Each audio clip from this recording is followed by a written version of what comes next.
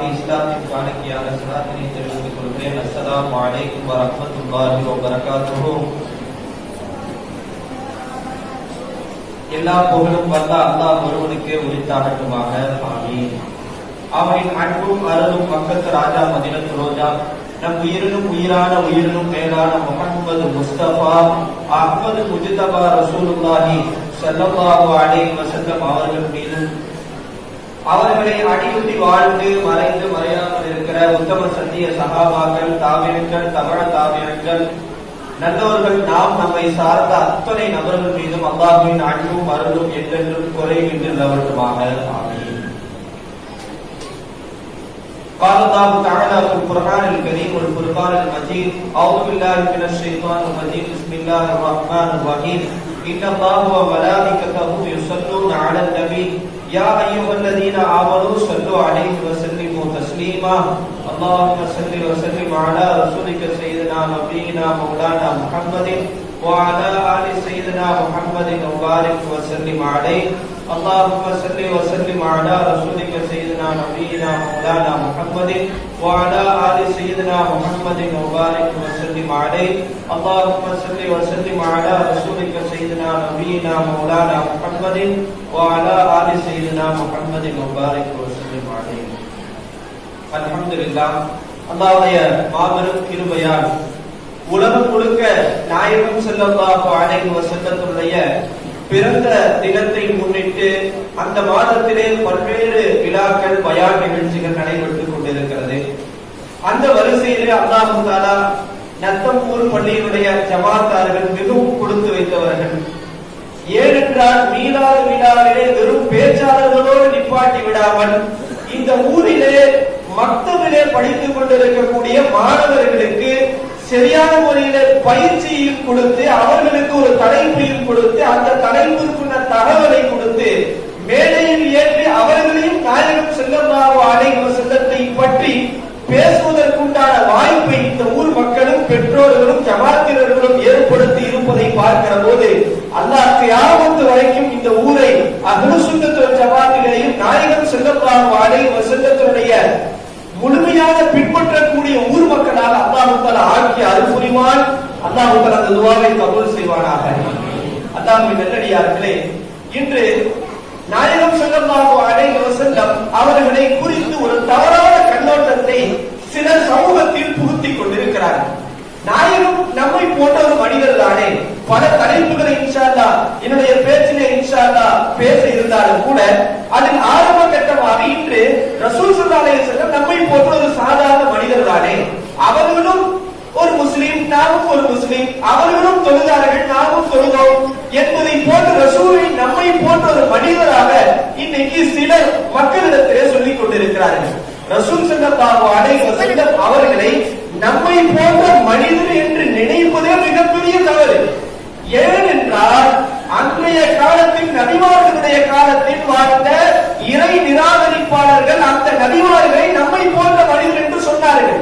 அதே போன்றுதான் இன்று பெயர்தாங்கிகளாக இருக்கிற முஸ்லிம்களில் சிலர் நாயகம் ஸல்லல்லாஹு அலைஹி வஸல்லத்தை நம்மை போன்ற மனிதர் என்று சொல்லித் தருகிறார்கள். அல்லாஹ் தஆலா அந்த மோசமான சிந்தனை விட்டால் நம் அனைவரையும் காப்பாற்ற அருள் புரிவானாக. நாயகம் ஸல்லல்லாஹு அலைஹி வஸல்லம் நம்மை போன்ற மனிதரா? யோசிக்க வேண்டும். நாயகம் ஸல்லல்லாஹு அலைஹி வஸல்லம் ஏன்னு கேட்டா என்ன சொல்றாங்கன்னா, ரசூலுல்லாஹ்வுக்கு உடல் உறுப்பு இருந்துச்சு, அவங்களும் மனித தோற்றத்திலே இருந்தார்கள், நாமும் மனித தோற்றத்திலே இருக்கிறோம், கிட்டத்தட்ட ரெண்டும் பார்த்தா சேமா தான் இருக்கு, அப்ப ரசூலுல்லாஹ் நம்மள போல மனிதர் தானே என்று சிலர் பேசுகிறார்கள். ஒரு உதாரணம் சொல்லுகிறேன், உங்களுக்கு விளங்கும். உதாரணமாக சந்தனம் இருக்கிறது. சந்தனம் என்ன கலர்ல இருக்கும்? மஞ்சள் கலர்ல இருக்கும். நம்முடைய உடலிருந்து வெளியேறுகிற கழிவு மஞ்சள் நிறத்திலே இருக்கும். ஒருவரே ரெண்டும் தோற்றத்திலே மஞ்சள் நிறமாக இருக்கிறது என்பதனால் சந்தனத்தை எடுத்து பூசுவதை போன்று கழிவை எவ்வளவு எடுத்து பூசுவானா? கண்டிப்பாக பூச மாட்டான். அப்ப தோற்றத்தில் ஒரே மாதிரி இருந்தாலும் கூட அதனுடைய ஆற்றல் என்று வருகிற போது சந்தனம் மணக்கக்கூடியது, ஆனால் கழிவு மனிதனாக இருந்தாலும் கூட அது அருவருக்கத்தக்கது என்பது நம்முடைய சாதாரண அறிவுக்கு விளக்கும். அதே போன்றுதான் நாயகம் ஸல்லல்லாஹு அலைஹி வஸல்லம் அவர்கள் தோற்றத்திலே நம்மை போன்ற ஒரு மனிதராக தெரிந்தாலும் அவர்கள் நம்மை போன்ற ஒரு சாதாரண மனிதர் அல்ல. அல்லாஹ் தஆலா அவர்களுக்கு பல்வேறு ஆற்றல்களை கொடுத்திருந்தார். அது ஹதீசுகளை நிரப்பமாக நாம் பார்க்க முடிகிறது. நாயகம் ஸல்லல்லாஹு அலைஹி வஸல்லம் அவர்கள் ஒரு நாள் இருக்கிறார்கள். ஒரு காட்டரபி ஒருவர் வருகிறார். பொதுவாக அந்த காட்டரபிகள் ரசூலை வித்தியாசமான கேள்வி கேட்டு மடக்க வேண்டும் என்ற ஒரு சிந்தனையோடு வருவார்கள். ஒரு காட்டரபி நபி அவர்களிடத்திலே வருகிறான். வந்து கேட்கிறான், யா ரசூலல்லாஹ், நீங்கள் உங்களை மக்கள் எல்லாம் ரசூலுல்லாஹ் என்று சொல்கிறார்கள். நீங்கள் உண்மையான தூதராக இருந்தால் எனக்கு ஏதேனும் அத்தாட்சியை காட்டுங்கள் என்று கேட்கிறார். உடனே ரசூல் ஸல்லல்லாஹு அலைஹி வஸல்லம் சொல்கிறார்கள், உனக்கு என்ன அத்தாட்சி வேணும், என்ன வேணா கேளு, நான் செய்யறேன். அல்லாஹ்வுடைய உதவியை பெற்றவர்கள் நபி அவர்கள். அந்த காட்டரபி கேட்டா, யா ரசூலல்லாஹ், அங்க ஒரு மரம் நிக்குது, அந்த மரத்தை இங்க வர சொல்லுங்க பார்க்கலாம், அது வேறெல்லாம் பிடிக்கிட்டு உங்க முன்னாடி வந்து நிக்கலாம், நான் பார்க்கிறேன் என்று அந்த காட்டரபி சொன்னார். நபி அவர்கள் அல்லாஹ்வுடைய இடத்திலே துஆ செய்கிறார்கள். அந்த மரத்தை பார்த்து சொல்லுகிறார்கள். அந்த மனிதர் சொல்றாங்க, ரசூலுல்லாஹ், நீ போய் கூப்பிடு, உன்னை ரசூலுல்லாஹ் அழைக்கிறாங்க, போய் அந்த மரத்தை சொல்லு, நான் சொல்ல தேவையில்லை, அந்த மரம் ஆட்டோமேட்டிக்கா வருகிறாங்க. ஹதீஸிலே பதிவு செய்யப்படுகிறது. அந்த ஆராபி காட்டரபி போய் சொல்லுகிறார், உன்னை ரசூலுல்லாஹ் அழைக்கிறார்கள் என்று சொன்னபோது மரம் அசைந்து வேரோடு பிடுங்கி நடந்து வந்து ரசூலுல்லாஹ்வின் முன்னால் இருக்கிறது. அந்த காட்டரபி ஆச்சரியப்பட்டு போனார். போயிட்டு சொன்னா, யா ரசூலல்லாஹ், நீங்க ரசூல்னு சொல்றீங்க, திருப்பி அதே இடத்துல போக சொல்லுங்க பார்க்கலாம். அந்த மரம் திருப்பியும் ரசூலுடைய பேச்சை கேட்டு அதே இடத்துல போய் ஃபிட்டானது. பார்த்த அந்த காட்டரபி ஆச்சரியப்பட்டு போய் சொன்னார், யா ரசூலல்லாஹ், இவ்வளவு அற்புத ஆற்றலை பெற்ற உங்களுக்கு நான் சஜ்தா செய்ய அனுமதி கொடுக்கிறேன் என்று கேட்டபோது ரசூல் ஸல்லல்லாஹு அலைஹி வஸல்லம் சொன்னார்கள், இந்த உம்மத்திலே சஜ்தா ஒரு மனிதர் இன்னொரு மனிதருக்கு செய்வதாக இருந்தால் கணவனுக்கு மனைவியை செய்ய சொல்லி இருப்பேன், ஆனால் ஒருவர் இன்னொருவருக்கு சஜ்தா செய்வது அனுமதி அல்ல என்று ரசூல் ஸல்லல்லாஹு அலைஹி வஸல்லம் சொன்னார்கள். நீங்க கவனிக்க வேண்டிய விஷயம், நம்ம எல்லாம் ஒரு மரத்தை கூப்பிட்டா என்ன ஆகும்? ஏதாவது வருமா? ஒன்றும் நடக்காது. ஆனா நபி அவர்களுடைய பேச்சுக்கு ஒரு திடப்பொருளாக இருக்கிற ஒரு மரமே கட்டுப்பட்டது என்றால், நபி ஸல்லல்லாஹு அலைஹி வஸல்லம் நம்மளை போல மனிதருக்கு சொல்றது எவ்வளவு பெரிய முட்டாள்தனமான கருத்து என்பதை நாம் யோசிக்க வேண்டும். நிறைய நிகழ்வுகள் பதிவு செய்யப்பட்டிருக்கிறது. யோசிக்கணும். ரசூல் ஸல்லல்லாஹு அலைஹி வஸல்லம் மதீனால மஸ்ஜித் நபவியில ஒரு பேரிச்சம்பழத்தால் செய்யப்பட்ட ஒரு கட்டையின் மீது நின்று குதுபா செய்வார்கள். அதான் ரசூலுடைய வழக்கம். மஸ்ஜித் நபவியினுடைய வளர்ச்சி பெரிதானது, பள்ளிவாசல் பெருசானது. சஹாபாக்கள் என்ன செஞ்சாங்கன்னா, அந்த எப்பயுமே நின்று குதுபா செய்வாங்களே அந்த பேரிச்சம்பழ கட்டை எடுத்து கொஞ்சம் ஒதுக்கி வச்சுட்டு புதுசா மெம்பர் கொடியை செஞ்சு வச்சாங்க. ஹதீஸிலே வருகிறது. யோசிக்கணும், நமக்கு ரசூலுல்லாஹ் மேல அந்த அளவுக்கு பிரியம் இல்ல. அந்த மரக்கட்டை அழுக ஆரம்பிச்சிருச்சான். அந்த மரக்கட்டை என்ன செஞ்சுச்சா, ஹதீஸில் வருகிறது, அந்த மரக்கட்டை இத்தனை நாள் நபி அவர்கள் தங்கள் பொற்பாதத்தால் என் மீது நின்றார்கள், ஆனால் இனிமேல் ரசூலுல்லாஹ் அவர்கள் பொற்பாதத்தை என் மீது வைத்து மிம்பரிலே நிற்க மாட்டார்களே என்று அந்த மிம்பர் படி அழுதான். சஹாபாக்கள் சொல்லுகிறார்கள், அந்த கட்டை அழுத சத்தம் பள்ளிவாசல் முழுக்க கேட்டதான். இதை பார்த்த ரசூல் ஸல்லல்லாஹு அலைஹி வஸல்லம் நேரா வந்தாங்க. அந்த பழைய மெம்பர் கொடி மேல அப்படி கையை வச்சு அரவணைச்சு கொடுத்தார்கள். சொன்னார்கள், ரசூலுல்லாஹ், நான் மட்டும் இந்த மெம்பர் கொடியை நான் சமாதானப்படுத்தவில்லை என்றால் கியாமத் வரைக்கும் என்னை கிடைத்து அழுதிருக்கும். யோசிக்கணும், எந்த அளவுக்கு பாருங்களேன். நபி அவர்களை நினைத்து அவர்கள் பாசத்தால் ஒரு மெம்பர் படி அழுது என்றால் அவர்கள் உம்மத்திலே பிறந்த நாள் நபி அவர்களுக்காக இன்றைக்காவது கண்ணீர் வடித்து இருக்கிறோமா? யோசிக்க வேண்டும். அடுத்த ரசூல் ஸல்லல்லாஹு அலைஹி வஸல்லம் அந்த மரக்கட்டையில கேட்டாங்க, அந்த மெம்பர் படியில, நீயே விருப்பப்பட்டா பழையபடி உன்னை என்ன செஞ்சிடறேன், மரமாக அல்லாஹ்ட்ட துஆ செஞ்சு ஆக்கிடுறேன். அப்படி இல்லைன்னா உன்னை சொர்க்கத்துல புதைச்சிடுறேன்.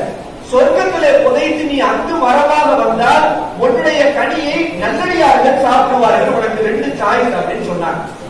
உடனே அந்த மரம் சொல்றது, யா ரசூலல்லாஹ், என்னை இந்த உலகத்துல நீங்க புதைச்சிடாதீங்க, என்னை சொர்க்கத்திலேயே புதைத்து விடுங்கள், அங்கு நல்லடியார்கள் என் பழத்தை சாப்பிடட்டும் என்று அந்த மரம் பேசியது. அந்த மரக்கட்டை மெம்பர் பேசியது. இதைத்தான் யோசிக்கணும். எந்த அளவுக்கு ரசூல் ஸல்லல்லாஹு அலைஹி வஸல்லம் ஒரு மரக்கட்டை நபி அவர்களுடைய பாசத்தால் எந்த அளவுக்கு ஏற்றி இருக்கிறது என்று யோசிக்க வேண்டும். இன்னைக்கு சிலர் என்ன செய்யறாங்க, கியாமத் வரைக்கும் உங்கள் மூலியமாகத்தான் இந்த உம்மத்தே முஹம்மதியா வருகிறது, சொர்க்கத்து வாசிகள் எல்லாம் வர இருக்கிறார்கள்.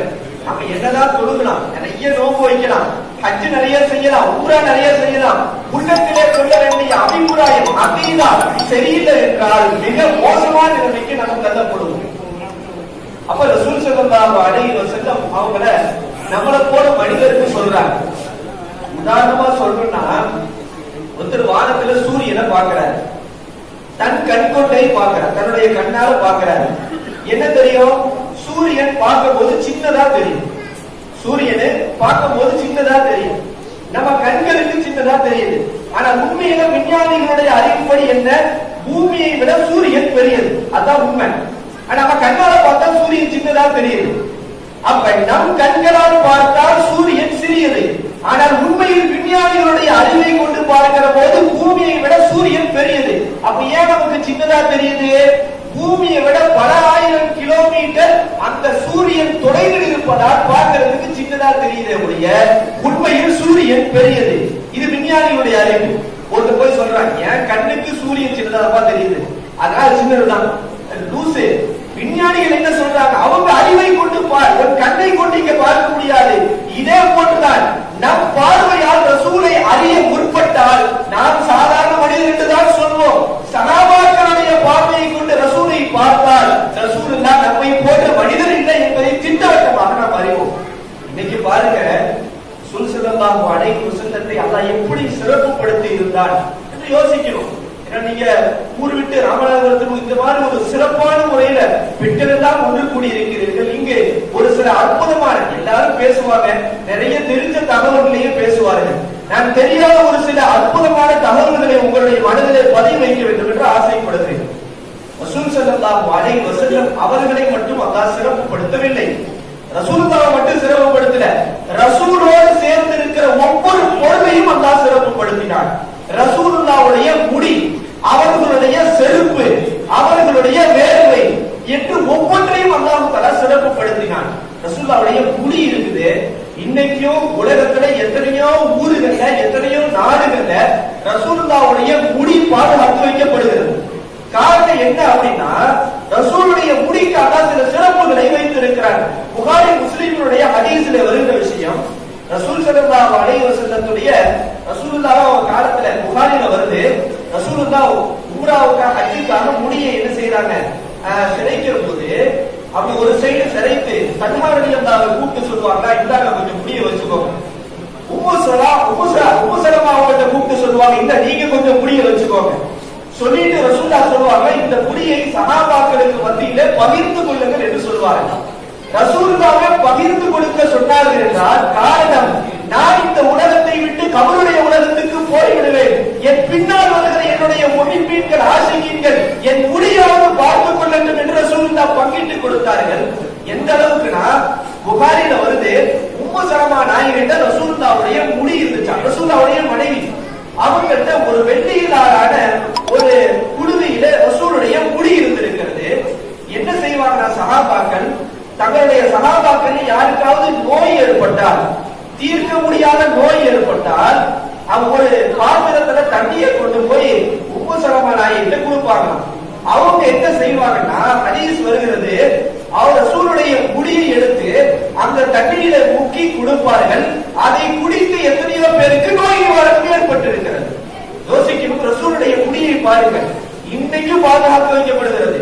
இன்னொரு அற்புதமான வரலாற்று தகவல் என்னவென்றால், காலித் இப்னு வலீத் ரலியல்லாஹு அன்ஹு சஹாபி, பெரிய வீரமிக்க சஹாபி. போருக்கு போனாங்கன்னா அவங்க தான் வெற்றி, அவங்க தளபதியா போனா தோக்கிறதுக்கு இஸ்லாத்துல வாய்ப்பே கிடையாது. அந்த மாதிரி ஒரு சஹாபி. அபூபக்கர் ரலியல்லாஹுடைய காலத்துல எர்மூக்னு ஒரு போர் நடக்குது, கடுமையான போர். போர் நடக்க ஆரம்பிச்சு எதிரிகள் கடுமையான அம்பை வீசிக் கொண்டிருக்கிறார்கள். காலித் ரலியல்லாஹு தலைவராக இருக்கிறாங்க, தளபதி. தளபதி எவ்வளவு தெளிவா இருக்கணும். காலித் ரலியல்லாஹு என்ன செய்யறாங்கன்னா, கீழே விழுந்து எதையோ தேடிக்கிட்டு இருக்கிறாங்க, இன்னும் கடுமையா தேடுறாங்க. சஹாபாக்கள் பாக்குறாங்க, என்ன இந்த தளபதி இப்படி தேடிக்கிட்டு இருக்கிறாரு, எதிரிகள் சரமாரி அம்ப வீசிக்கிட்டு இருக்கிறாங்களே, இவர் என்ன விவரம் புரியாம எதையோ தேடிக்கிட்டு இருக்கிறாரு என்று எல்லோரும் ஆட்சேபனை தெரிவிக்கிறார்கள். கடைசியாக ஒரு வழியாக என்ன தேடுகிறார்கள் என்றால், தன்னுடைய தலப்பாகை கீழே விழுந்து விடுச்சு, போர்ல கீழே விழுந்துருச்சு. அந்த தலப்பாகையை தேடி எடுத்துக்கிட்டு இருக்கிறாரு. என்னென்னு போர் அதை எடுத்து பிட் பண்ணிட்டாரு. கடைசியாக அந்த போரில வெற்றி பெற்று விட்டார்கள்.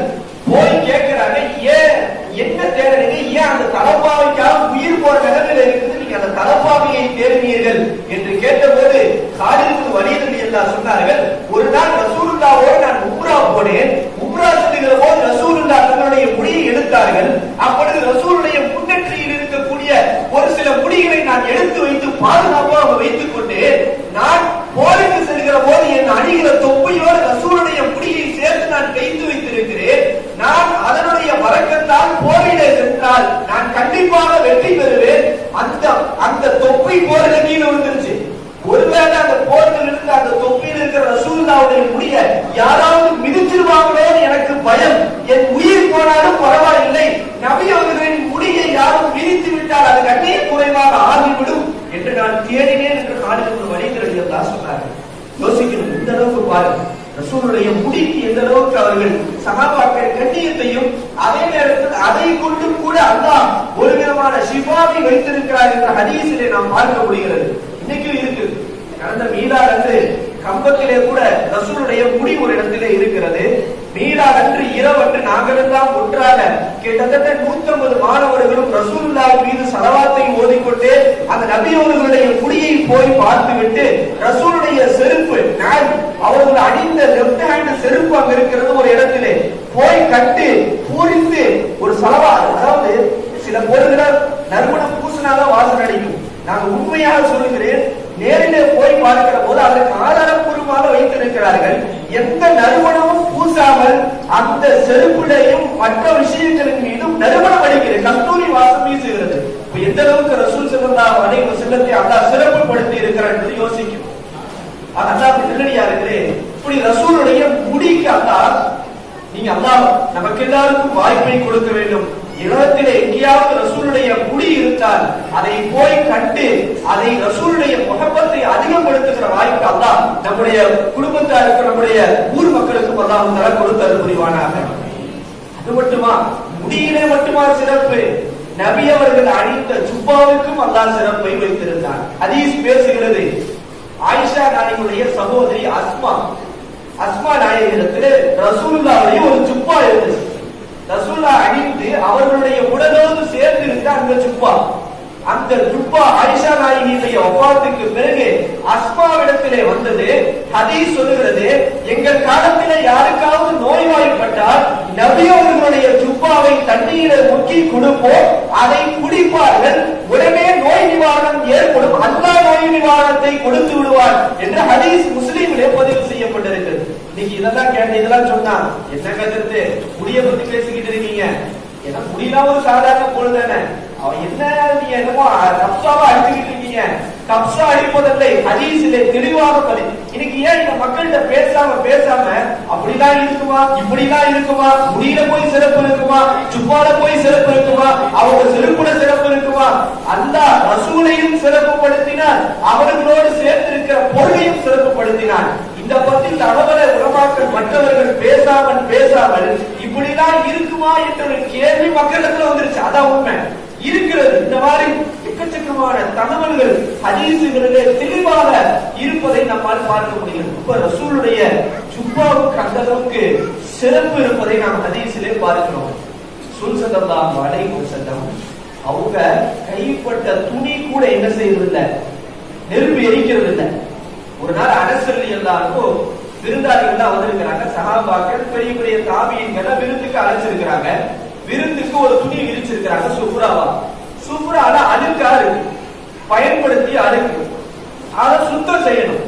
அனஸ் ரலியல்லாஹு என்ன செஞ்சாங்க, நேரா அந்த துணி எடுத்துட்டு போய் நெருப்புல போட்டாங்க. நெருப்புல போட்டா துணி எரிச்சிடும். ஹதீஸ்ல வருகிறது, துணி எரியல, மாறாக அதில் இருக்கக்கூடிய அழுக்கெல்லாம் நீங்கி சுத்தமாயிருச்சு.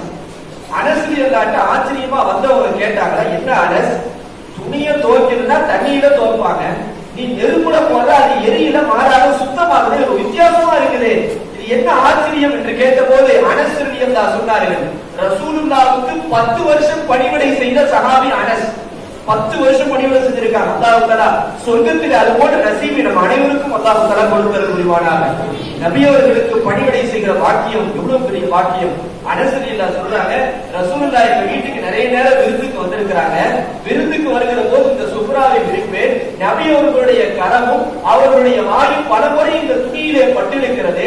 நபி அவர்களின் கரத்தையும் வாயையும் பட்ட இந்த துணியை அல்லாஹ் தஆலா நெருப்பில் போட்டாலும் எரிக்க மாட்டான் என்று அனஸ் ரலியல்லாஹு சொன்னார்கள் என்றால், சஹாபாக்கள் நபி அவர்களோடு சேர்ந்து முசாஃபஹா அவர்களோடு கட்டி அணைத்தார் என்றால் சஹாபாக்களை நரகம் தீண்டுமா என்று யோசிக்க வேண்டும். இந்த அளவுக்கு பாருங்கள், ரசூலுல்லாஹ்வுடைய ஒவ்வொரு அவர்களோடு சேர்ந்து இருக்கிற ஒவ்வொரு பொருளுக்கும் அல்லாஹ் தஆலா ஒரு சிறப்பை கொடுத்திருக்கிறான் என்றால், நாம் எல்லாம் ரசூல் ஸல்லல்லாஹு அலைஹி வஸல்லம் நம்மை போன்ற ஒரு சாதாரண மனிதர் தான் என்று சொன்னால் அது எந்த அளவுக்கு வடிகட்டிய முட்டாள்தனம் என்பதை நாம் யோசிக்க வேண்டும். இதனால்தான் ஒரு பைத்திலே ஒரு பெரியவர் சொல்வார்கள், நபி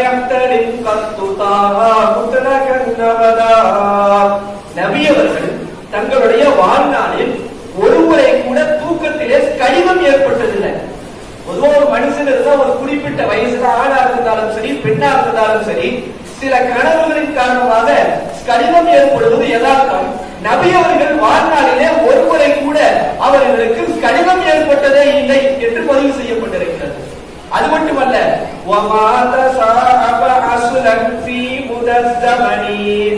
நபி அவர்கள் தங்கள் வாழ்நாளில் ஒருமுறை கூட கொட்டாவி விட்டதே இல்லை என்று பதிவு செய்யப்பட்டிருக்கிறது. கொட்டாவி விடாத மனிதர் யாராவது இருக்க முடியுமா?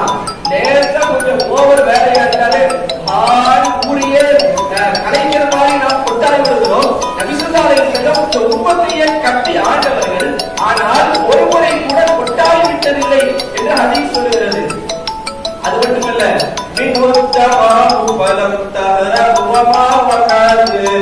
பொதுவாக ஒரு விலங்கினங்கள் நபியை பார்த்தா ஓடாத மாசத்தோட நபியை நோக்கி ஓடி வருவான். பொதுவா விலங்கினம் அப்படின்னா ஒரு மாடாக இருக்கட்டும் இல்ல பொருளாக இருக்கட்டும், மனிதர்களை பார்த்தா விரட்டோடும். நபியை பார்த்து எந்த விலங்கினமும் ஓடியதில்லை, நபியை நோக்கி ஓடி வந்தது என்று ஹதீஸ் பதிவு செய்யப்படுகிறது. பேசிய ஒரு மாணவர் கூட அந்த தகவலை பதிவு செய்தார். நினைவுக்காக அதை மீண்டும் சொல்கிறேன். ஒரு நாள் நபி அவர்கள் நடந்து போகிறார்கள். ஒரு மான் ஒன்று ஒரு வேட்டையாளன் பிடித்து வைத்திருக்கிறார். அதை பார்த்த நபி அவர்கள் கடந்து போகிற போது அல்லாஹ் அந்த மானை பேச வைக்கிறார். மான் பேசியது, யா ரசூலல்லாஹ், என்னை இந்த வேட்டையாளன் பிடித்து வைத்திருக்கிறார், எனக்கு சில குட்டிகள் இருக்கிறது, அதற்கு நான் பால் கொடுக்க வேண்டும், எனவே எனக்காக நீங்கள் விடுதலை வாங்கி கொடுக்கிறேன் என்று சொன்ன போது நபி அவர்கள் அந்த மானிடத்துக்காக வேட்டையாளர் ரசூலுல்லாஹ் சொல்றாங்க, இந்த மான் போயிட்டு ரிட்டர்ன் வர வரைக்கும் நான் கைதியாகி விடுகிறேன் என்கிறார். எவ்வளவு பெரிய விஷயம் பாருங்க. மானுக்காக நபி அவர்கள் வேட்டையாளரிடத்திலே தன்னை பிடிக்கிறார்கள். உடனே ரசூலுல்லாஹ் மானிடத்திலே கேட்க, போயிட்டு நீ திரும்பி வரலன்னா என்ன செய்யறது? அந்த மான் சொன்னது, யா ரசூலல்லாஹ், உங்கள் பெயர் ஒரு முன்னிலையில் நினைவு கூறப்பட்டு அவன் உங்கள் மீது ஸலவாத் ஓதவில்லை என்றால் அவன் மீது என்ன சாபம் உண்டாகுமோ, நான் திரும்பி வரவில்லை என்றால் என் மீது அந்த சாபம் உண்டாகட்டும் என்று மான் சொன்னது. யோசிக்கணும், ஒரு மானுக்கு தெரிந்தது நபி அவர்கள் பெயரை சொன்னால் ஸலவாத் ஓதவில்லை என்றால் சாபம் உண்டாகும் என்றால், இன்னைக்கு ஏழறிவு படைத்த எத்தனையோ பெயர் தாங்கி முஸ்லிம்களுக்கு தெரியவில்லை ஏன் ஸலவாத் ஓத வேண்டும் என்று பேசிட்டு இருக்கிறார்கள். போயிட்டு மான் என்ன செஞ்சுச்சு? குட்டிகளோடு திரும்பியது. பார்த்து அந்த வேட்டையாளன் ஆச்சரியப்பட்டு ஈமானை ஏற்றார். எந்த அளவுக்கு யோசிக்கணும். அப்ப விலங்கினங்கள் நபி அவர்களை பார்த்தால் நபியை நோக்கி ஓடி வரும். அது மட்டுமல்ல, நபி அவர்களுடைய மேனியிலே ஈ உட்கார்ந்ததே கிடையாது. நபி அவர்களுடைய மேனியில ஈ உட்கார்ந்ததே கிடையாது. ஈயும் கொசுவும் இப்படி உட்காராத ஒரு மனிதர் அந்த எந்த அளவுக்கு நபியை பாதுகாத்து இருக்கிறார் என்பதை யோசிக்க வேண்டும். அது மட்டுமல்ல,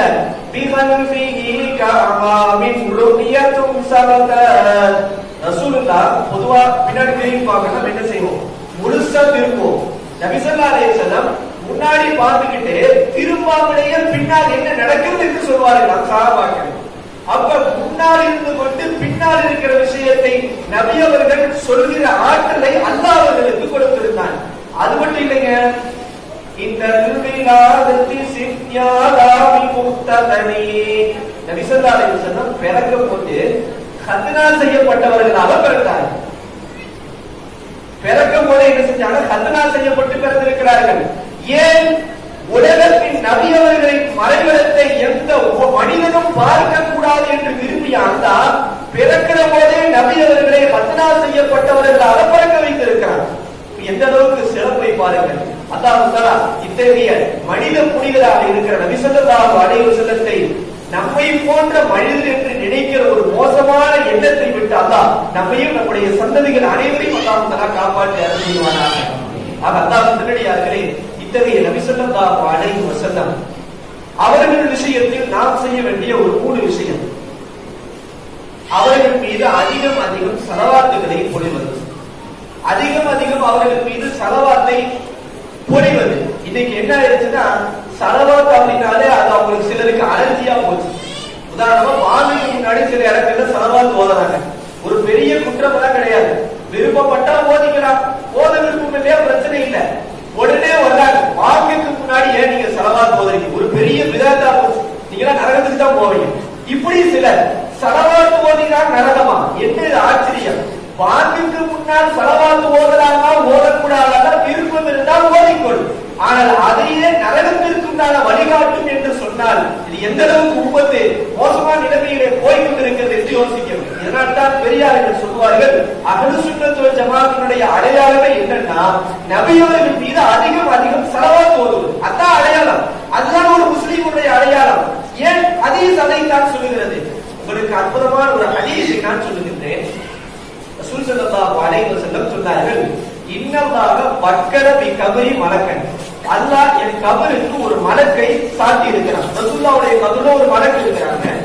அந்த மலக்குக்கு அல்லாஹ் அஸ்மாஅல் மலாயிக், ஒட்டுமொத்த படைப்பினங்களுடைய பெயர் பட்டியல் அந்த மலக்கிட்ட கொடுக்கப்பட்டிருக்கு. அந்த மலக்கிட்ட ஒட்டுமொத்த படைப்பினுடைய பெயர் பட்டியல் கொடுக்கப்பட்டிருக்கிறது. ரசூலுல்லாஹ் சொல்கிறார்கள், ஃபலா யுஸல்லி அலைய அஹதுன், கியாமத் வரைக்கும் யார் என் மீது ஸலவாத் ஓதுகிறார்களோ அவருடைய தந்தையுடைய பெயரோடு அவருடைய பெயர் என் கபரிலே எடுத்து காட்டப்படும் என்கிறார்கள்.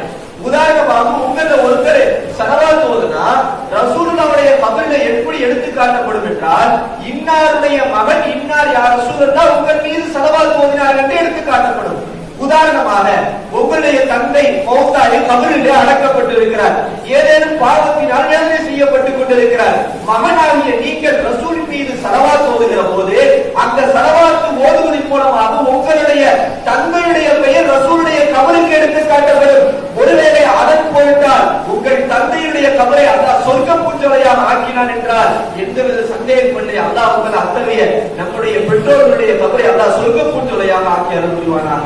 அல்லாஹ் நல்லடியார்களே, யோசிக்கணும். என்ன பாருங்க, ரசூலுடைய மீது ஸலவாத் ஓதுனா ரசூலுல்லாஹ்வுடைய கபருக்கு ஓதுனவர் பெயர் மட்டுமல்ல அவருடைய தந்தையுடைய பெயரோடு எடுத்து காட்டப்படும். இன்னைக்கு ஒரு கஞ்சத்தனம் நமக்கு சமுதாயத்துல சாதாரணமா பரவிடுச்சு. எல்லாமே நோட்டீஸ்லயும் சரி புக்லயும் சரி என்ன செய்வோம், சல்னு பிராக்கெட் போட்டு எழுதும்.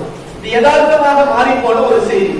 எங்க எழுதினாலும் முகமது சல் சல், ஒரு என்னமோ அவ்வளவு பெரிய கஞ்சத்தனம். ஸல்லல்லாஹு அலைஹி வஸல்லம் எழுதுறதுல இது நம்முடைய கஞ்சத்தனம் அல்ல, சிலர் நமக்கே தெரியாமல் நம்மிடத்திலே ஏற்படுத்திய ஒரு மோசமான செயல்பாடு. காரணம் என்னன்னா, அப்படி முழுசா எழுதுறதுல ஒரு பெரிய சிறப்பு இருக்கிறது, அதை மறக்கடிக்கிறதுக்காக இப்படி ஒரு ஏற்பாடு. நமக்கு தெரியல என்னன்னா, ஹதீஸிலே வருகிறது, மன் ஸல்லா அலைய ஃபீ கிதாபின், எந்த ஒரு மனிதர் ஒரு நோட்டிலோ ஒரு புத்தகத்திலோ என் பெயரை எழுதி அதோடு சேர்த்து ஸலவாத் எழுதினார் என்றால் லம் தஸலில் மலாயிகத்து யஸ்தக்பிரூன லஹு மாதாம இஸ்மி ஃபீ தாலிகல் கிதாப், அந்த நோட்டிலோ புத்தகத்திலோ ரசூலுல்லாஹ்வுடைய பெயரோடு அந்த ஸலவாத் இருக்கும் காலமெல்லாம் மலக்குமார்கள் எழுதியவருக்காக பாவ மன்னிப்பு தேடிக் இருப்பார்களாம். எவ்வளவு பெரிய விஷயம் பாருங்க. தபரானியிலே பதிவு செய்யப்பட்ட ஹதீஸ். அப்ப நம்ம சன்னு சுருக்கி எழுதுறதுல என்ன மேட்டர் வந்துருது, மலக்குமார்களுடைய பாவ மன்னிப்பு பெறாதவர்களாக நாம் போய் விடுகிறோம். அப்ப ரசூலுடைய முஹப்பத்து குறைகிறதுக்கு இதெல்லாம் காரணமாக அமையுது. அல்லாஹ் நல்லடியார்களே, இனி வரக்கூடிய காலங்களில் ரசூலுடைய பெயரை எழுதினா இன்ஷா அல்லாஹ் ஸல்லல்லாஹு அலைஹி வஸல்லம் என்று முழுவதுமாக எழுதுகிற பாக்கியத்தையும் மலக்குமார்களுடைய பாவ மன்னிப்பையும் பெறக்கூடிய பாக்கியத்தை அல்லாஹ் நம் அனைவருக்கும் கொடுத்தது புரிவானாக.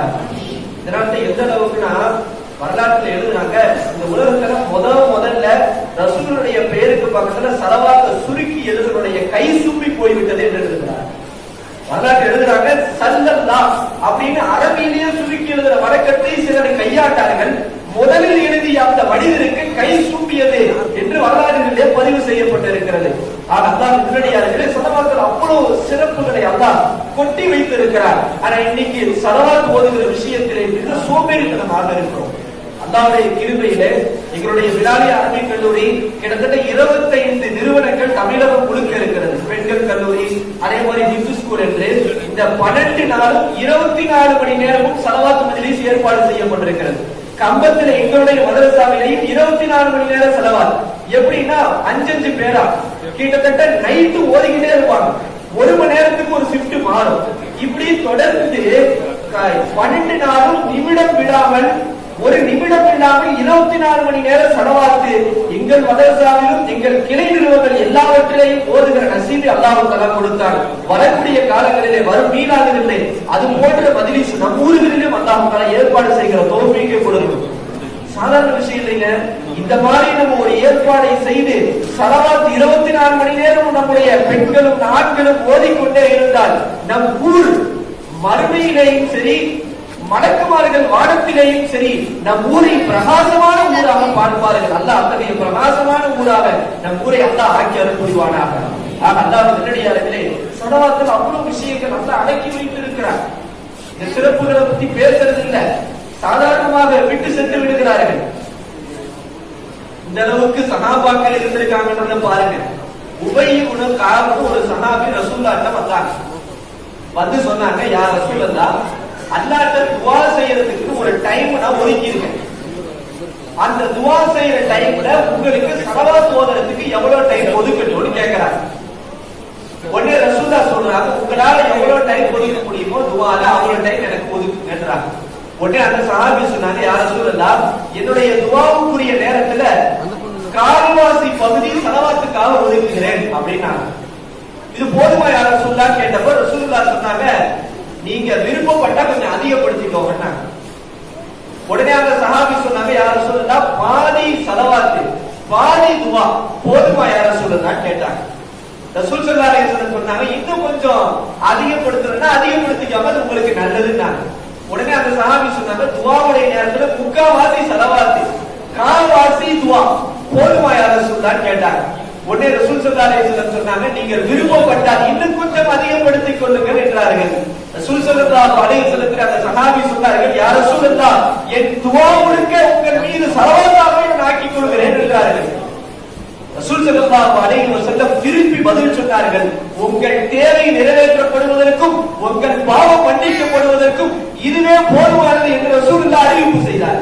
அவ பாருங்க, சஹாபாக்கள் அல்லாஹ்விடத்திலே துஆ செய்வதை முழுக்க ஸலவாத்தாக ஆக்குகிற அளவுக்கு சஹாபாக்கள் நபி அவர்கள் மீது ஸலவாத்தை பொழிந்து இருக்கிறார்கள் என்றால் நாம் யோசிக்க வேண்டும், ஸலவாத்துடைய சிறப்பு என்னவென்று.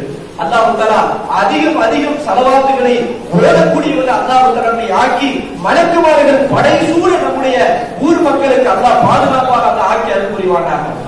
அல்லாஹ் தஆலா இது முதலாவது விஷயம். இரண்டாவது, நபி அவர்களுடைய சுன்னத். நீங்க சுன்னத்து விஷயத்துல சுன்னத்து தானங்க அப்படின்னு மாறிவிட்ட காலம், சுன்னத்துகள் விஷயத்தில் பொடுபோக்காக இருக்கிற காலம், இபாதத்துகள் விஷயத்திலே பொடுபோக்காக இருக்கிற காலம் மிக மோசமான நிலைமையில இருக்கிறது. ஆனால் சிலர் எப்படி இருப்பாங்கன்னா, இபாதத்து நிறைய செய்வாங்க, ஏதாவது ஒரு கஷ்டம் வந்தா அல்லாஹ் இவ்வளவு இபாதத் செய்யற என்ன போய் சோதிச்சுட்டாங்கன்னு அல்லாஹ்வே கேள்வி கேட்கிறது. சில பெண்களுடைய நிலைமை கூட மாறிவிட்டது. கடைசி நேரத்தில் திடீர்னு ஏதாவது ஒரு நோய் வந்திருக்கும், கால் வலி வந்திருக்கும். பொதுவாகவே கால் வலின்னு அதிகமா வரும். கால் வலி வந்து நடக்க முடியாம இருப்பாங்க. உடனே புடம்புவாங்க பாருங்க பெண்கள். அல்லாஹ் அல்லாஹ் காப்பாற்றணும். நான் வந்து அழுது தொழுவேன், வித்து தொழுவேன், அந்த தொழுவேன், இந்த தொழுவேன், துஹா தொழுவேன், அல்லாஹ் என்ன மட்டும் இப்படி சோதிச்சுட்டானே. அல்லாஹ் அப்படி படிப்பது. அல்லாஹ் மோசமான நிலைமை இது. அல்லாஹ் அத்தகைய ஒரு மோசமான நிலைமையை விட்டு அல்லாஹ் நம்மளை காப்பாற்றணும். பெண்களுக்காக இந்த ஒரு நிகழ்வை நான் பதிவு செய்கின்றேன். ராபியத்துல் பஸரியா என்ற ஒரு பெண்மணி பெரிய இறைநேச செல்வி என்று வரலாறு முழுக்க பேசுகிறார்கள். ராபியத்துல் பஸரியா, இன்னைக்கு சில வீடுகள்ல ராபியான்னு பேர் வைக்கிறாங்க. என்னன்னா அவங்களுடைய நினைவாக. ராபியத்துல் பஸரியா நிக்கா முடிக்கல, கல்யாணம் முடிக்கல, ஆனா பெரிய ஒரு நல்ல சீதேவியான இபாதத்தான பெண்மணி. எந்த அளவுக்கு எழுதுறாங்கன்னா, காலையில இருந்து நைட்டு வரைக்கும் இபாதத் செய்வாங்க, முழுக்க இபாதத். நைட்டு தூங்கலான்னு கொஞ்சம் நஃப்சு சொல்லுமா. அப்ப யோசிப்பாங்களா, ஒருவேளை இதுதான் கடைசி இரவாய் நம்ம மூத்தா போயிட்டா என்ன செய்யறதுன்னு யோசிப்பாங்க. உடனே நைட்ல இருந்து காலை வரைக்கும் இபாதத் செய்வாங்க. நைட்டு முழுக்க. காலையில சொல்லுமா நப்சு, பேசாம கொஞ்சம் நம்ம ரெஸ்ட் எடுக்குமா அப்படின்ட்டு. அப்ப யோசிப்பாங்களா, ஒருவேளை இதுதான் கடைசி பகலாக, இந்த பகலோட நம்ம மொத்தா போயிட்டா என்ன செய்யறது, மறுபடியும் காலையில நைட்டு வரைக்கும் இபாதத் செய்வாங்க.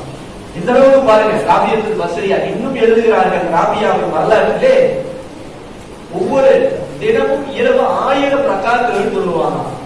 நம்ம 2 ரக்காத் தொழுகிறது கூட முதுகு பிஞ்சுது. 1000 ரக்காத் தொழுவாங்கன்னா, தொழுதுட்டு அல்லாஹ்ட்ட துஆ செய்வாங்கன்னா, யா அல்லாஹ் இந்த 1000 ரக்காத்தை கொண்டு எனக்கு நன்மை வேணும். என்ன வேணுங்க? நன்மை வேணாம். 2 ரக்காத் தொழுதுட்டு அல்லாஹ்ட்ட சொர்க்கம் கேட்கிற நம்ம ஆவியா 1000 ரக்காத்துகள் தொழுதுவிட்டு எனக்கு நன்மை வேண்டாம். ரசூலுல்லாஹ் என் உம்மத்தில் ராபியா என்கிற ஒரு பெண்மணி 1000 ரக்காத் இரவிலே தொழுகிறார்கள் என்று என்னை பார்த்து சந்தோஷப்பட்டால் அது போதும் என்று சொல்வார்கள். இந்த அளவுக்கு பாருங்க. ஆனா ராபியா கல்யாணம் முடிக்கல. ராபியத்துல் பஸ்ரியா திருமணம் முடிக்கல. நிறைய இறையேசர்கள் ஆடுகள் வந்து பெண் கேட்டார்கள். அதுக்கெல்லாம் ராபியத்துல் பஸ்ரியா சொன்னது, எனக்கு ஒரு 4 கவலை இருக்கு, எனக்கு ஒரு 4 கவலை இருக்கு, அந்த கவலையை நீங்க சரி செய்தால் நான் உங்களை திருமணம் முடிச்சுக்கிறேன். என்னமா கவலை சொல்லுங்க. முதலாவது கவலை, நான் மரணிக்கிற போது கலிமாவோடு மரணிப்பனா கலிமா இல்லாம மரணிப்பனா, எனக்கு கவலையா இருக்கு. நீங்க பதில் சொன்னீங்கன்னா உங்களை நிக்காஹ் முடிச்சுக்கிறேன். நான் கேட்டவர் சொன்னார், அது எப்படிமா நான் சொல்றது, என்னதான் சொல்ல முடியாது. 2வது என்ன உங்களுக்கு கவலை, நான் கபரிலே வைக்கப்பட்டவுடன் முன்கர் நக்கீருடைய கேள்விக்கு சரியான பதில் சொல்லுவேனா தவறான பதில் சொல்லுவேனா எனக்கு தெரியல. அது எனக்கு கவலையா இருக்கு. நீங்க பதில் சொல்லுங்க, நான் உங்களை நிக்காஹ் முடிச்சுக்கிறேன். அது எப்படி, என்னால இது எப்படி சொல்ல முடியும்? நாளைக்கு மறுமையில 3வது கவலை என்னன்னா, நாளைக்கு மறுமையில அல்லாஹ் என்னுடைய அமல்களுடைய பட்டோலையும் வலது கையில கொடுப்பானா இடது கையில கொடுப்பானா?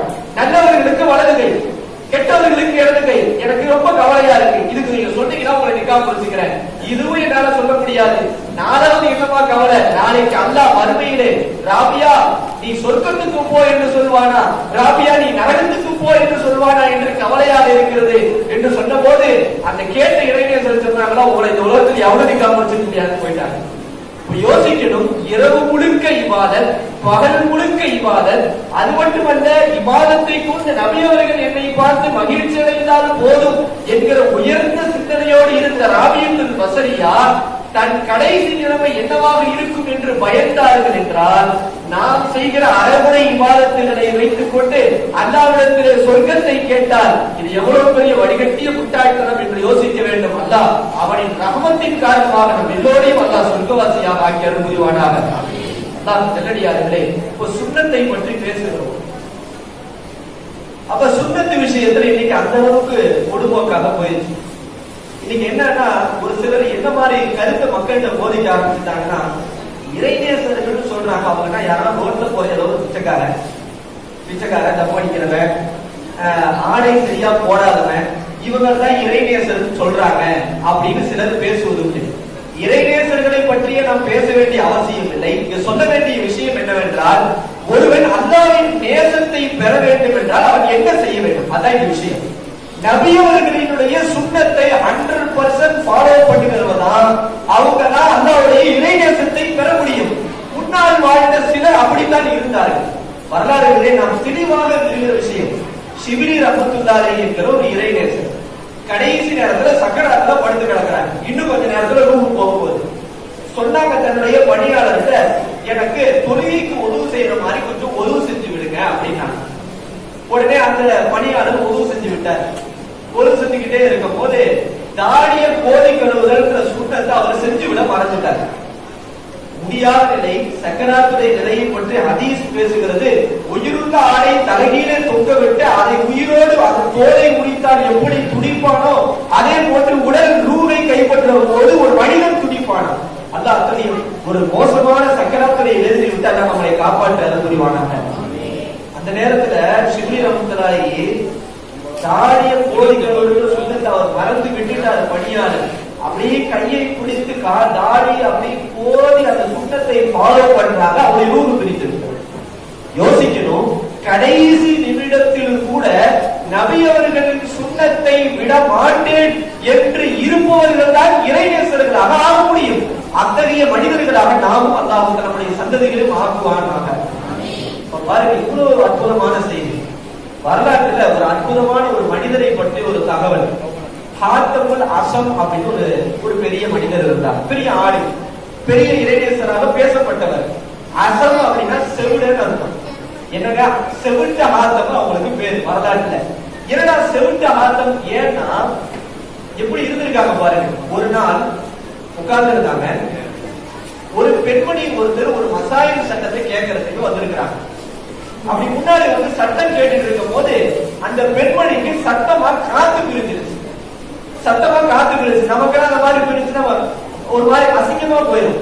அதே மாதிரி அந்த பெண்மணிக்கு வேக ஆரம்பிச்சிருச்சு. என்னடா இவங்க முன்னாடி போய் நமக்கு சத்தமா காத்து பிரிஞ்சிருச்சு அப்படின்னு அவங்களுக்கு வேக ஒரு மாதிரி கேவலம் ஆயிடுச்சு.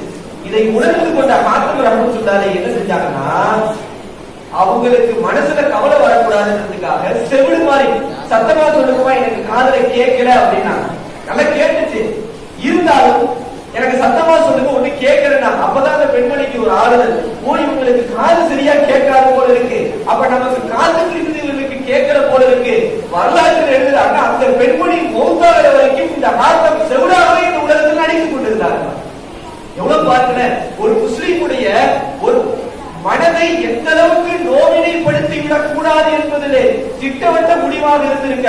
நம்மள சாதாரணமா கழுவிடுறோம், பக்கத்துல இருக்கிறவங்க நோவினப்படுத்துறதுன்னா ஈஸி. ஒரே வார்த்தையில அவனுடைய உள்ளத்தை மௌத்தாகிற வரைக்கும் மறக்க முடியாத காயத்தை நாம் ஏற்படுத்துகிறோம். அதான் காப்பாற்ற வேண்டும்.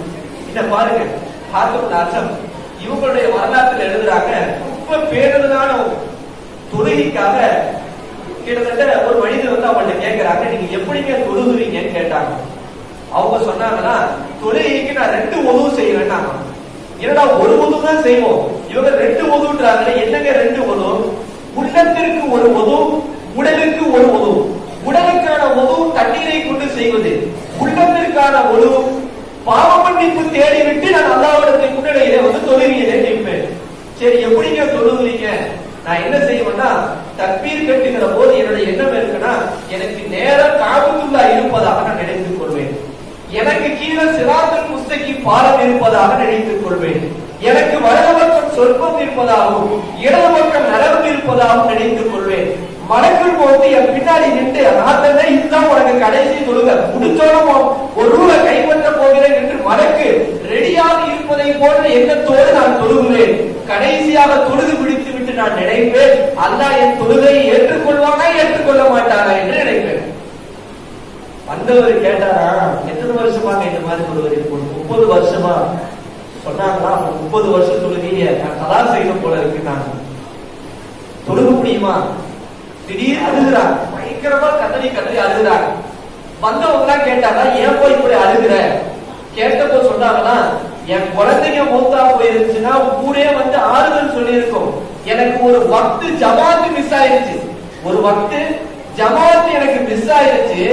எனக்கு எந்த அளவுக்குன்னா, என் குழந்தைகள் எல்லாம் மௌத்தானாலும் எனக்கு லேசானது எதை காட்டிலும் எனக்கு அந்த ஒரு ஜமாத்து விட்டது ரொம்ப கடுமையானது. இந்த அளவுக்கு இருந்திருக்காங்க பாருங்க. சுன்னத்துகளை ஃபாலோ பண்ணுகின்ற விஷயத்திலே எவ்வளவு கண்ணும் கருத்துமாக நம்முடைய முன்னோர்கள் இருந்திருக்கிறார்கள். இதனால் தான் நாயகம் ஸல்லல்லாஹு அலைஹி வஸல்லம் சொன்னார்கள், நாளைக்கு மறுமையிலே அரிஷுடைய நிழலிலே 3 நபர்கள் இருப்பார்கள். மொத்தம் 7 நபர்கள் ஒரு ஹதீஸ்ல வருது, 3 நபர்கள் என்று ஒரு ஹதீஸ்ல வருகிறது. அதிலே முதலாவது நபர் மன் அக்ஸர ஸலாத்த அலை, என் மீது யார் அதிகம் ஸலவாத் ஓதுகிறாரோ நாளைக்கு அவர் அரிஷுடைய நிழலிலே இருப்பார். காரணம், நாளைக்கு மறுமையிலே சூரியன் மேல் நெற்றி பக்கத்திலே வந்து மூளையெல்லாம் உருகி ஒழுகும். அந்த நேரத்தில் அதிகம் ஸலவாத் ஓதியோர் அரிஷுடைய நிழலிலே இருப்பார்கள். அத்தகைய நிழலில் அல்லாஹ் நமக்கும் ஸலவாத்தின் மூலமாக இடம் கொடுப்பானாக. இரண்டாவது, இந்த உலகத்தில் என் சுன்னத்தை யார் ஹயாத்தாக்குகிறாரோ அவர் நாளைக்கு மறுமையிலே அரிஷுடைய நிழலிலே இருப்பார்கள் என்று ரசூல் ஸல்லல்லாஹு அலைஹி வஸல்லம் சொன்னார்கள். மூன்றாவது, இந்த உம்மத்திலே யாராவது சிரமத்திலே இருந்தால் அவருடைய சிரமத்தை நீக்கி அவருக்கு உதவி செய்கிறவரும் அரிஷுடைய நிழலிலே இருப்பார்கள் என்று ரசூல் ஸல்லல்லாஹு அலைஹி வஸல்லம் சொன்னார்கள். ஆக அல்லாஹ் தஆலா அத்தகைய 3 கூட்டத்திலே நம்மையும் நம்முடைய சந்ததிகளையும் அல்லாஹ் தஆலா ஆக்கி அருள் புரிவானாக. ஆக அல்லாஹ்வின் நல்லடியார்களே, அப்ப நபி ஸல்லல்லாஹு அலைஹி வஸல்லத்துடைய ஸலவாத் அதிகம் போதுவது, அவர்கள் மீது அவர்களுடைய சுன்னத்துகளை சரியான முறையில் பின்பற்றுவது நமக்கு இந்த உலகத்திலும் கபரிலும் மறுமையிலும் மிகப்பெரிய ஈடேற்றத்தை கொடுக்கும் என்பதை நாம் பதிவு செய்தோம். அடுத்து மூன்றாவது ஒரு தகவலோடு இன்ஷா அல்லாஹ் என்னுடைய பேச்சை நான் நிறைவு செய்ய ஆசைப்படுகின்றேன்.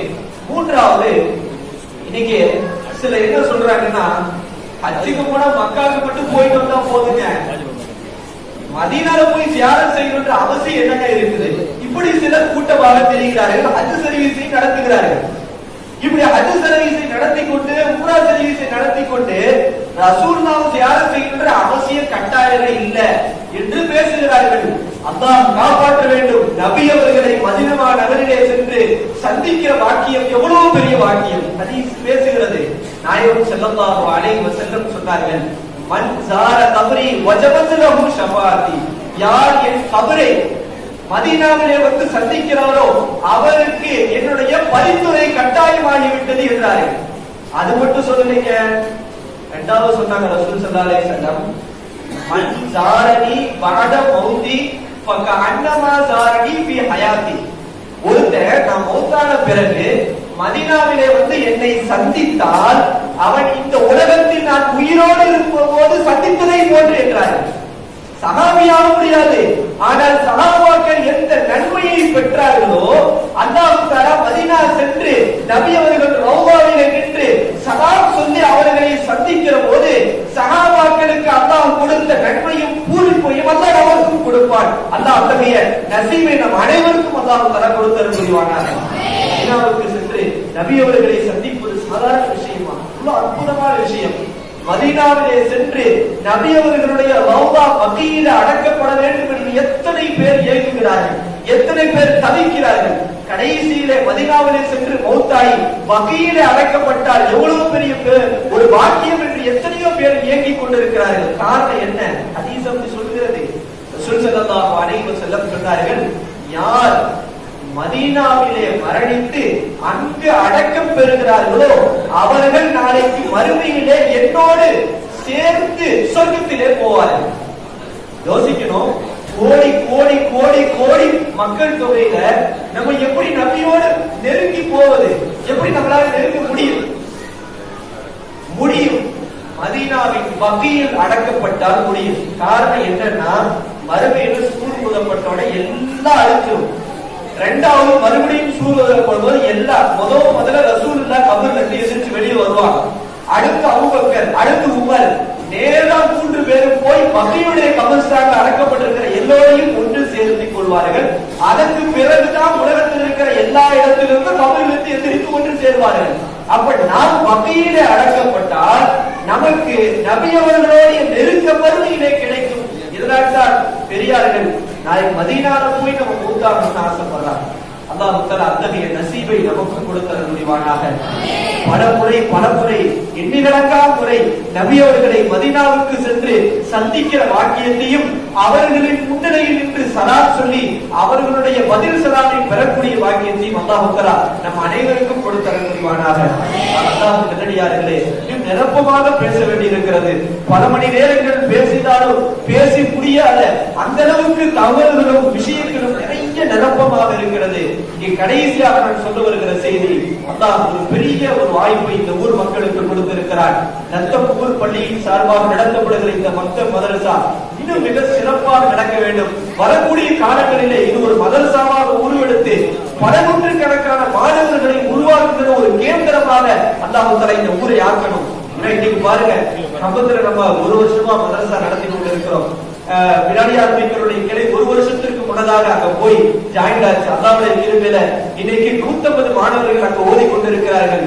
12 நாளும் ஜெக ஜோதியாக அந்த பில்டிங் முழுக்க லைட்டுகளால் அலங்கரிக்கப்பட்டு தினமும் புர்தா ஷரீப், மௌலூது ஷரீப் என்று ஸலவாத் மழையாக பொழிந்து தினமும் ஆளுங்களை கொண்டு பயான் நிகழ்ச்சி ஏற்பாடு செய்து மக்கள் எல்லாம் அப்படி பூரித்து நபி அவர்களுடைய காதலை பெறுகிறார்கள் என்றால், ஒரு ஊரிலே மதரசா இயக்கினால் அந்த ஊர் பரக்கத் பொருந்திய ஊராக அல்லாஹ் ஆக்குவான் என்பது இதனுடைய அடையாளம். ஹதீஸில் நிறைய தகவல்கள் இருக்கிறது. அல்ஹம்துலில்லாஹ்வுடைய விரிவுரையிலே கூட வரும். ஒரு ஊருக்கு அல்லாஹ் தஆலா வேதனை இறக்கணும்னு முடிவு பண்ணிடுவான். முடிவு பண்ணோடனே மலக்குமார்களை அனுப்பிடுவான், இந்த ஊருக்கு வேதனை இறக்கி காலி பண்ணிடலான்ட்டு. மலக்குமார்கள் வேதனை இறக்குவதற்காக வருகிற போது அந்த ஊரிலேயே ஒரு ஓரத்திலே ஒரு இடத்திலே ஒரு பள்ளியிலே உட்கார்ந்து அல்லாஹ்வுடைய பெயரான பிஸ்மில்லாஹிர் ரஹ்மானிர் ரஹீம் என்று சிறுவர்கள் எல்லாம் ஓதிக்கொண்டிருப்பார்கள். திருப்பி அந்த மலக்கு அல்லாஹ்ட்ட போய் சொல்லுவாங்க, யா அல்லாஹ், அந்த ஊர்ல குழந்தைகள் எல்லாம் ஒரு பெயரை சொல்லிக் கொண்டிருக்கிறார்கள், அந்த ஊர் எப்படி அல்லாஹ் வேதனை செய்யறது என்று சொன்ன போது அல்லாஹ் தஆலா அந்த ஊருக்கு இனி கியாமத் வரைக்கும் பல வருடங்கள் வேதனை இறக்காமல் அல்லாஹ் தஆலா தகர்த்து விடுவான். இப்ப எதற்கு பாருங்க. அப்ப அந்த முறையில ஒரு ஊரிலே ஒரு மதரசா இயங்குகிற போது ஊர் மக்களுக்கும் ஒரு ஈமானுடைய விழிப்பும் ஏற்படும். அல்லாஹ் தஆலா அத்தகைய ஒரு நசீபை நம்முடைய ஊர் மக்களுக்கு அல்லாஹ் தஆலா கொடுத்தல் புரிவானாக. கியாமத் வரைக்கும் ஒற்றுமையோடு இருந்து அஹ்லுஸ் சுன்னத் வல் ஜமாத்தை நிலைநாட்டக்கூடிய, நபி அவர்கள் மீது ஸலவாத்தை ஓதக்கூடிய, சுன்னத்துகளை பின்பற்றக்கூடிய பெண்களை பேணிக்கையான முறையிலே வளர்த்து அவர்களை ஆளாக்கி நாளைய முஸ்லிம் சமுதாயத்தை உருவாக்க தகுந்த ஒரு பாத்திமா நாயகி போன்ற, ஹதீஜா நாயகி போன்ற ஒரு பெண் சமுதாயத்தை உருவாக்குகிற நசீபையும் அல்லாஹ் தஆலா ஊர் மக்களுக்கு அல்லாஹ் கொடுத்தல் புரிவானாக.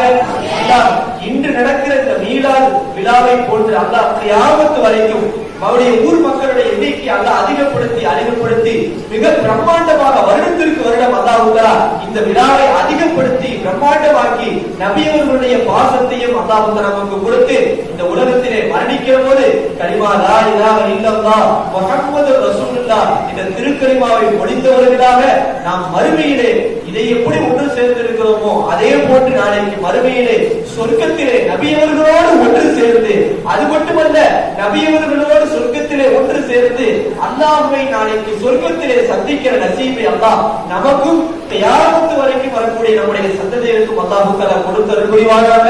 இந்த துஆவை நாயகம் ஸல்லல்லாஹு அலைஹி வஸல்லத்துடைய பொருட்டால் நல்லடியார்கள் சுஹதாக்கள் சாலிஹீன்களுடைய பொருட்டால் அல்லாஹ் தஆலா ஏற்றுக்கொள்வானாக. ஆமீன். வாஹிர் தஅவானா அல்ஹம்துலில்லாஹி ரப்பில் ஆலமீன். அஸ்ஸலாமு அலைக்கும் வரஹ்மத்துல்லாஹி வபரகாத்துஹு.